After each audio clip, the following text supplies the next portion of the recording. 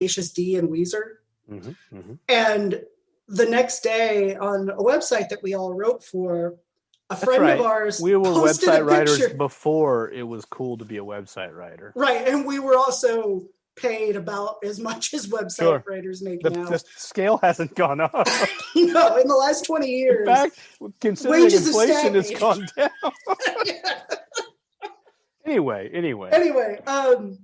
a friend of ours who was also at the show posted a silhouette of the guys from Jimmy Eat World and said, "Don't they look heroic?" And mm-hmm. like we had a joke, we were going to add like a link that said, "Click here to find out." And you click it, and it's just me going, "No."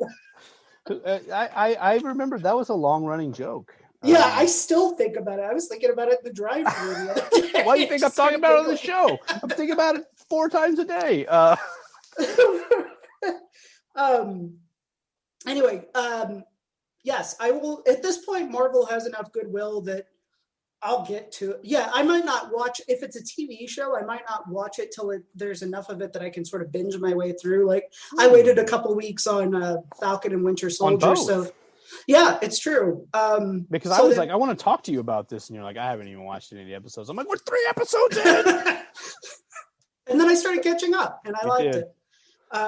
But it was really great to watch Falcon and Winter Soldier that way because of the way it builds, you know? 100%. And when you get to episode 5, when they do like the Rocky training montage, but with the shield and like him doing the flips and stuff. Now that you've seen it, in my mind, when John Walker kills that man with Captain America's shield, that is one of the most brutal moments I have ever seen in Marvel. Like, yeah, 100%. I mean, because you like watched a cold-blooded murder by Captain America. That was a hot-blooded murder. He was not himself. No, well, all right, he wasn't in control. Sure, and he literally had just taken the super soldier serum like 10 seconds ago. Yeah. Did you know? And he just watched his best friend die. Right, 100%. And I'm going to be honest with you. I don't know that I wouldn't have not done the same thing if that had been you. If you had been Battlestar and I had been John Walker, and I was super soldier serumed up, yeah, you bet your ass I would have launched myself through that window to get him. When Carly punched him into that wall, pillar, that brick pillar. I was alone in my apartment and I was like, "Oh shit!" out loud, like talking to the TV. Like, and then when you go from that to the beginning of episode 5, which is also fucking crazy, that fight between Falcon and Bucky, and because I don't want to call him Winter Soldier anymore because he's not Winter Soldier anymore. Right. Bucky and Walker, right? And Walker, yeah. Yeah, I was having like little flashbacks to the fight at the end of Civil War when Cap and Iron Man were fighting, except like clearly good guys and bad guys. Sure, you know? Sure. Well, and the thing is, John Walker, I don't think John Walker is a bad guy. I think he made a bad choice in that moment. I think he made a bad choice whenever he like interrupted Sam talking to Carly early on. I don't think he's a bad person, and I hope his character doesn't become a villain. I hope that he becomes more like the comic book where he's a hero, but he does some, things every once in a while, but ultimately he's a good guy. I mean, look at the Punisher. That guy fucking kills everyone, and we like him. Yeah, but he's not Captain America. He's not, and neither is. I guess John Walker. Neither is John Walker anymore. Yeah. But he is a super soldier. Yeah, a version of. I don't think he's as like powerful in the comics as he is Captain America. Well, and I think that was sort of the point of the show, and the point of John Walker to begin with, at least in the show, is to show you that you can't make like that you can't just reproduce that formula in the 21st century and be like, they got lucky with Steve Rogers, and part of the reason they got lucky was he wasn't a strong guy to begin with. He wasn't a guy who had all that accolade and had those heroic moments and that training that basically, well, he said that to him, right? He was like, "You built me."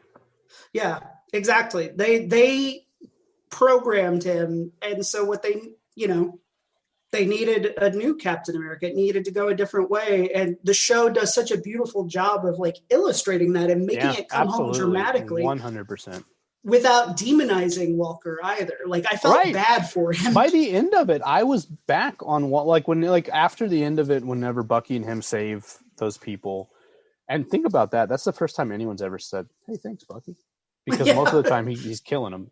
Right. But he helped, and when it came time to it, Walker made the right choice. I hope that if anyone's listening to this, you better stop listening a long fucking time ago. Yeah, maybe we should put something at the front of the show, or just to say like huge Falcon and Winter Soldier spoilers. I will. Spoiler alert: we talked the fuck out of Falcon and Winter Soldier. So if you haven't, when we start talking about it, stop. Yeah. No, it was good. It was great. I love that after Sam rescued everyone, he was like, now we're going to talk because y'all done fucked up. Yep. And they did. And he was right. And I like that they're going to kind of, because that's the kind of Captain America that Sam was. Like in the comics, he was very much like, no, I'm not only fighting for America, I'm fighting about injustice in America. And like the things that are not right. Not just with my fucking hands, but with the way that I do things and the way that I talk and ideas. Well, and the way that they brought, what's his name? Isaiah Bradley into it was really powerful too. The end was just like perfect. Like I loved it. I thought it was great. Yeah. He's a captain now. He is, absolutely. And I think that that also showed you again, like why Sam is like such a great person. Because he's kind of in that same boat as, actually, he's kind of like a mixture of someone like John Walker, who was trained to do some things like that, probably. Right. And also someone like Steve Rogers, who has this undying idealism. And maybe that's why him and Steve, hit it off so well, like they knew, like, good sense of each other. Well, I think that they especially connect in Winter Soldier because, Sam had sort of gotten to a point where he was disillusioned because, he's counseling veterans, about like, we went through some shit. And Steve in that movie is going through the whole, S.H.I.E.L.D. is actually Hydra. They're building preemptive weapons of mass destruction. Like, this is not okay. And I technically work for them, and so like he's getting disillusioned and realizing like, this isn't right anymore. This isn't how it's supposed to be. I think our friend Walter had an interesting take on the two versions of Captain America that we saw in Steve Rogers and John Walker. In Steve Rogers, you had kind of the values of America in the 40s. And then with John Walker, you kind of have the values of America in the 2020s and also the mindset of someone who might be in the military in the 40s versus someone who was in the military in, 2020. Yeah.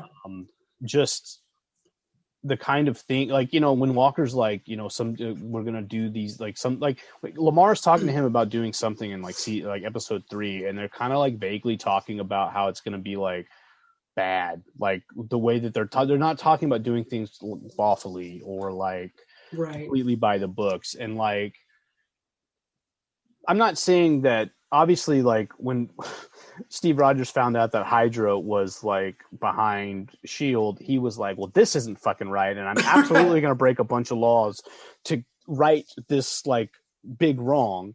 But like, I don't know. Is it any different? Like, I guess it's different ultimately because Steve was right about. And Steve, also in Civil War though, he breaks international law because he wants to save his friend, right? Who he doesn't think did that thing, right? Yeah, so and then later obviously finds out no, he didn't.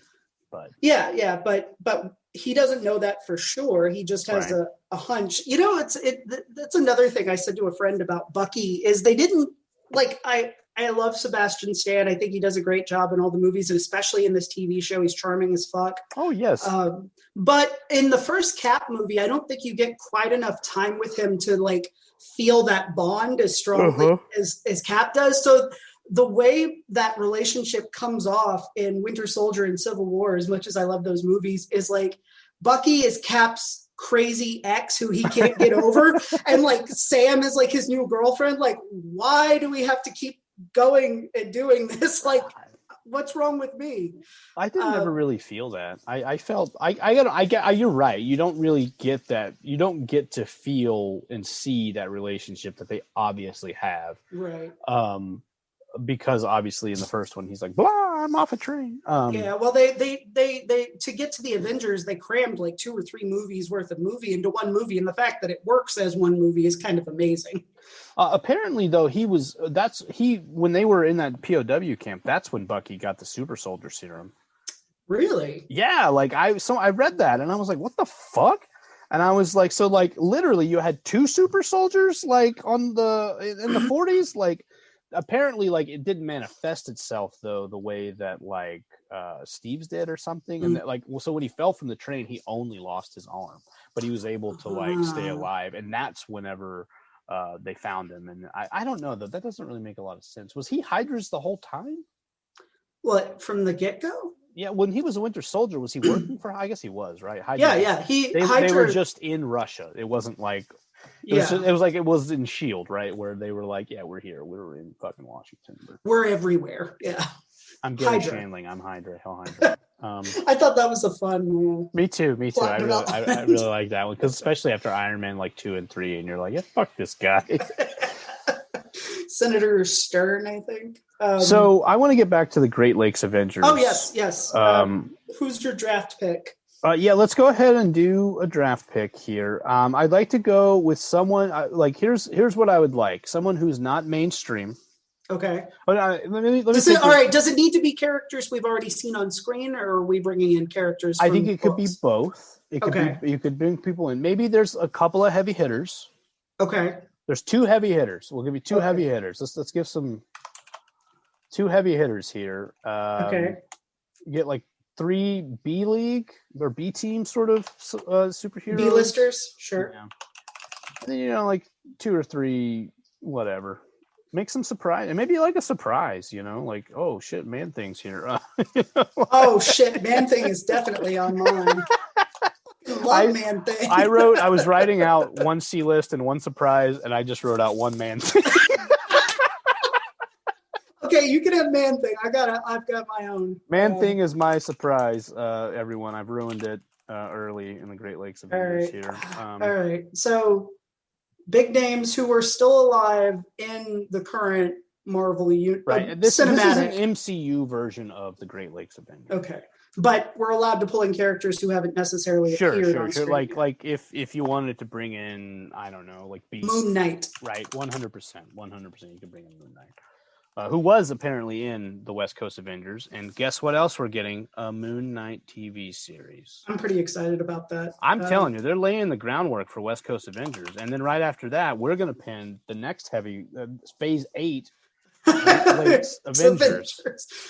With Zeus as the leader. Actually, Zeus is one of my heavy hitters. I was going to bring Zeus in as one of my heavy hitters. Nice. He was absolutely going to be my biggest heavy hitter because apparently Zeus in the Marvel Comics is goddamn strong. Like, could kick the shit out of Thor. And so apparently the rumor is that Russell Crowe's going to play Zeus in the new Thor movie. Oh, but that begs the question, where were you when Thanos was here twice? Maybe he was in a different realm. I don't know, though. He lives on Earth. You would think that. Zeus does? Yeah, like he's just like the god of Earth. Like he's like one of the gods of Earth. Like he just hangs out in the comics, not in not in mythology. Okay. In the comics mythology. In the Marvel cosmology, if you will. All right, so I got my 1 heavy hitter, Zeus. Okay. I'll go with that. I'm gonna go a little crazy and bring in Puck. Okay. The Great Lakes are more than one, just not just America. Okay, the Great Lakes region is intercontinental. Puck from Alpha Flight? Yes. Nice. No, Puck from the real world, San Francisco. No, Puck from Alpha Flight. Well, fine. I'm recruiting Judd Winnick. Okay. Then I get the Ghost of Pedro. I think that's going to be the name of the episode, The Ghost of Pedro. No, not any disrespect to that man.